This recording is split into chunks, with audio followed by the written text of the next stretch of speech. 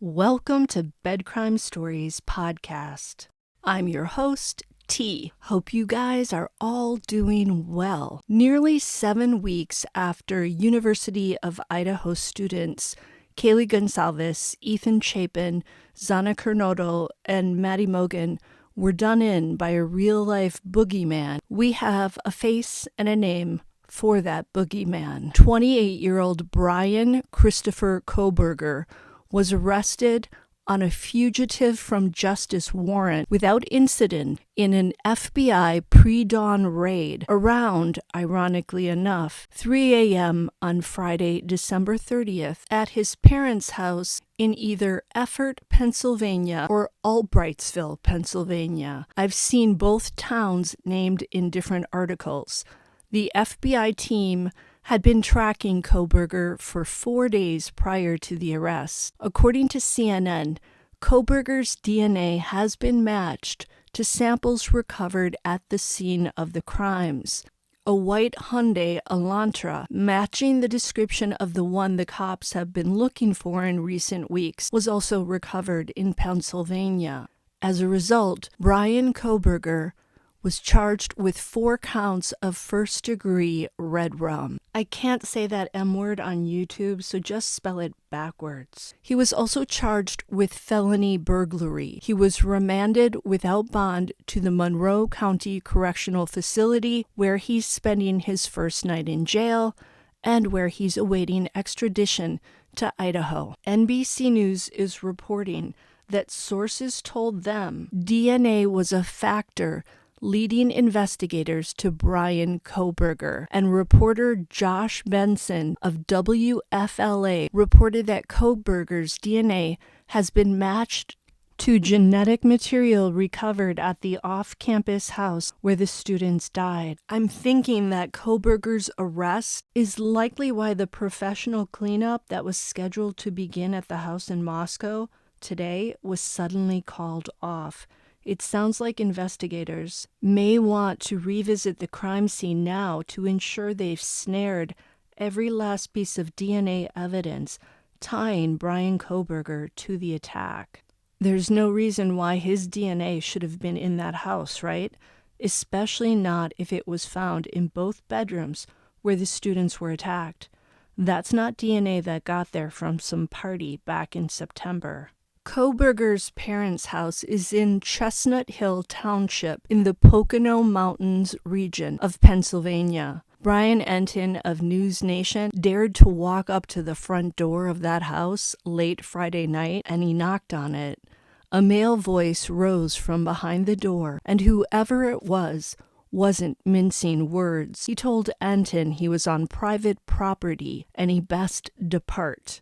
Could that have been Kohberger's father? A more appropriate greeting from whoever was behind that door, when you consider why reporters are hovering there, would have been something like, "Our hearts go out to the families of the slain students. Our hearts are broken." Prior to the arrest, Bryan Kohberger had been staying at his parents' house for the past 2 to 3 weeks, according to Michael Mancuso, an assistant district attorney in Monroe County, Pennsylvania. In court on Friday, Kohberger was denied bail.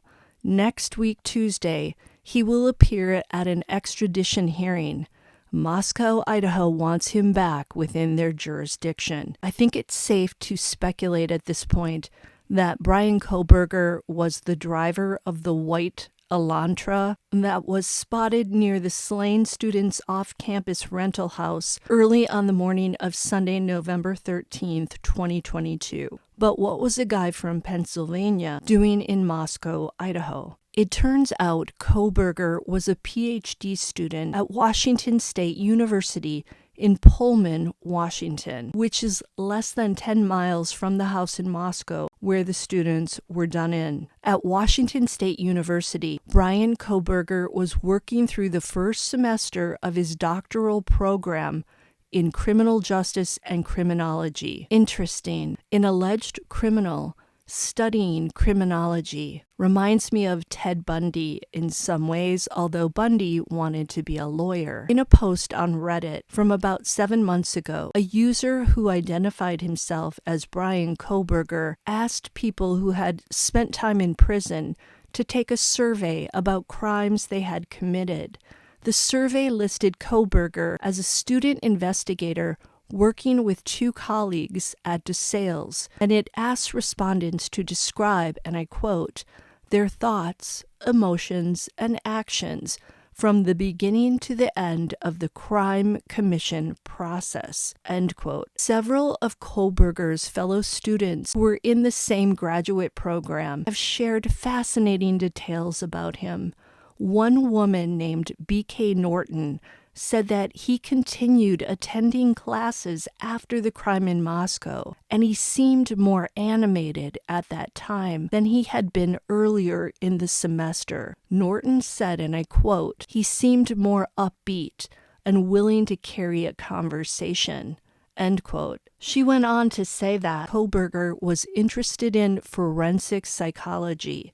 She also stated that Kohberger's quiet, intense demeanor had made people uncomfortable, as had comments he'd made against LGBTQ people. Ms. Norton also said the following, and I quote, he sort of creeped people out because he stared and didn't talk much, but when he did, it was very intelligent, and he needed everyone to know he was smart, end quote. It sounds like Bryan Kohberger's interest in criminology may have been his gateway into crime.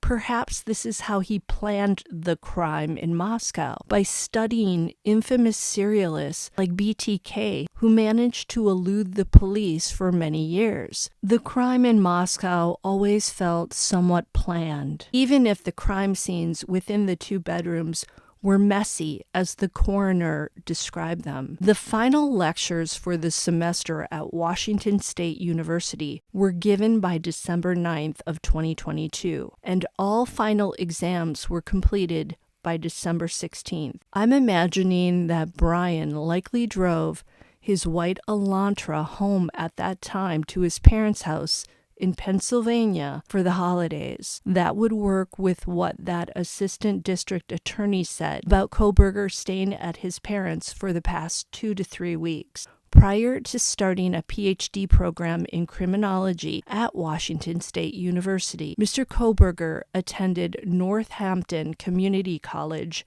in Albrightsville, Pennsylvania, where he studied liberal arts and psychology, and he graduated in 2018. Next, Bryan attended DeSales University, which is a Catholic institution in Center Valley, Pennsylvania. There, he earned a bachelor's degree in 2020 and a master's degree in June of 2022. In addition to his studies, Bryan Kohberger worked for several years up until the summer of 2021 as a security officer with the Pleasant Valley School District in eastern Pennsylvania. There, he garnered some attention for saving the life of an employee who was having an asthma attack. So he saved one life, which is precious, don't get me wrong, but he later allegedly took 4 more. Something's wrong with this picture. It would appear that Kohberger moved to Pullman, Washington for his doctoral program sometime over the summer of 2022 after he graduated from DeSales University in June. In Pullman, Kohberger moved into an apartment on the campus of the university. Also had an office there because he was serving as a graduate teaching assistant. According to News Nation, investigators spent more than 12 hours searching and processing evidence today at Bryan Kohberger's apartment in Pullman. Multiple bags, boxes, and a computer were removed from the house and loaded into the back of a vehicle. It's unclear if the investigators were looking for digital evidence against Kohberger. Several neighbors who spoke to the New York Times said they were left unsettled after learning that the suspect in this brutal crime had been living so close to them, and they expressed regret for regularly leaving their doors unlocked in the quiet housing development on the campus. The complex features about a dozen apartment buildings, and according to the New York Times, a children's play set sat behind the unit where Bryan Kohberger had been living. The Times spoke to a graduate student named Andrew Chua, who lived in the same building as Bryan Kohberger. Chua said he briefly met Bryan in August or September, and the two spoke about their degrees and where they were from. Chua said that Kohberger appeared to be excited to continue his studies. Chua said, and I quote, "He was really passionate about what he was doing," end quote. The Times article said that another graduate student who knew Mr. Kohberger said he was keenly interested in studying policing. This student, who spoke on condition of anonymity because of worries that others in the department might get upset, said that Bryan Kohberger had few friends at the school. Per this student, Bryan wanted to socialize, but had made offensive remarks in the past that had left him somewhat isolated. And I'm assuming those were the LGBTQ comments that we heard about from B.K. Norton. Another student named Ben Roberts, who took several courses with Kohberger, said Bryan was always looking for a way to fit in.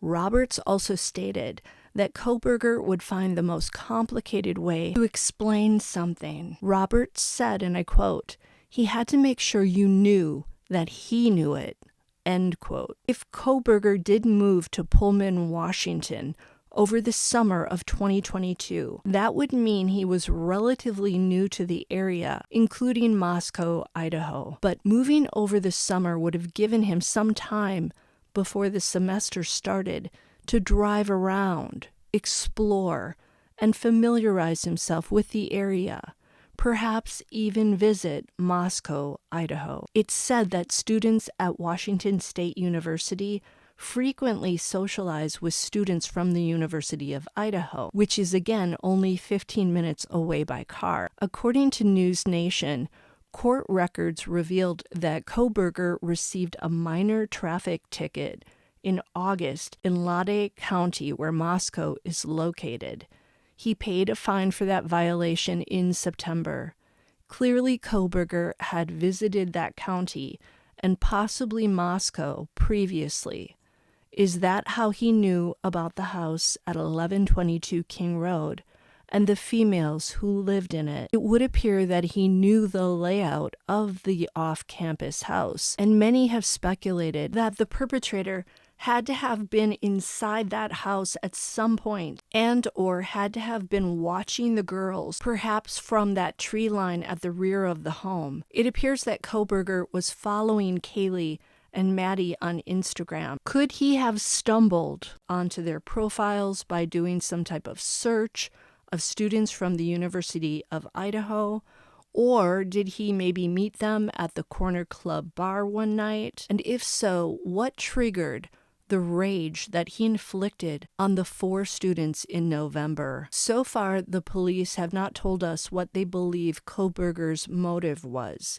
To me, he sounds like a budding serialist, but one who studied others and was savvy about checking out the property and the neighborhood before he committed the crime. For the 2 unharmed roommates, they should be thanking their lucky stars, because there doesn't seem to be a good reason why this guy stopped his spree before reaching those rooms on the home's lowest level. If he was a budding serialist, you'd think he'd have continued until all 6 people in the house were no longer breathing. Perhaps he was simply too tired to continue by the time he made it down to that floor.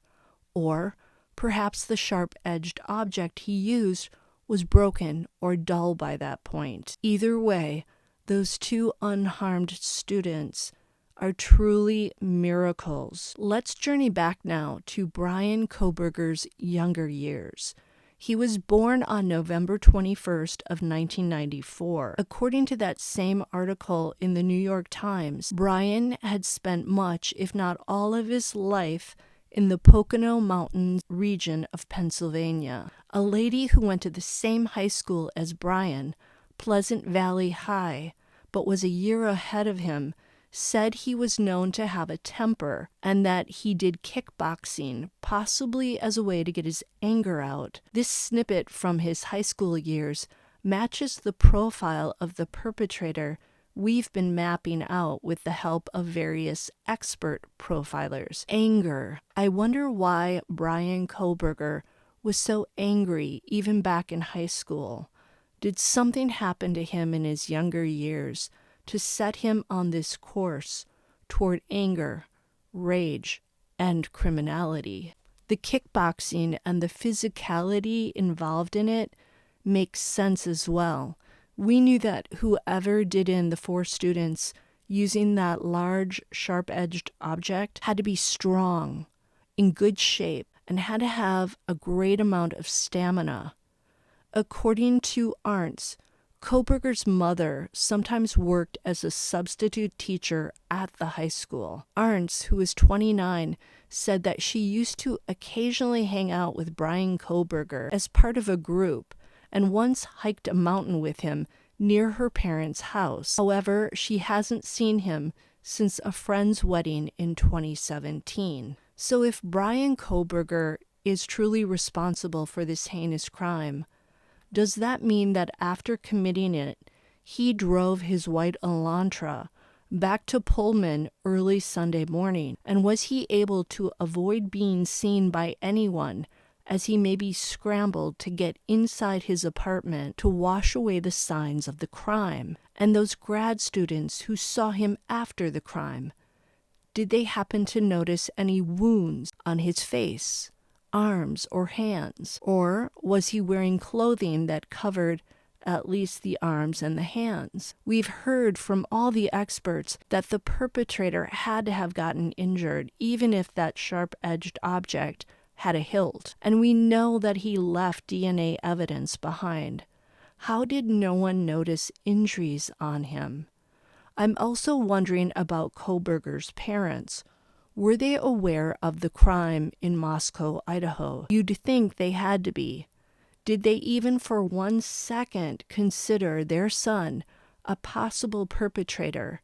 Or did they never see anything dark and cold in his eyes and temperament? You'd think they would have known that the authorities were looking for a white Elantra from the years 2011 to 2013. Did they never ask their son about this?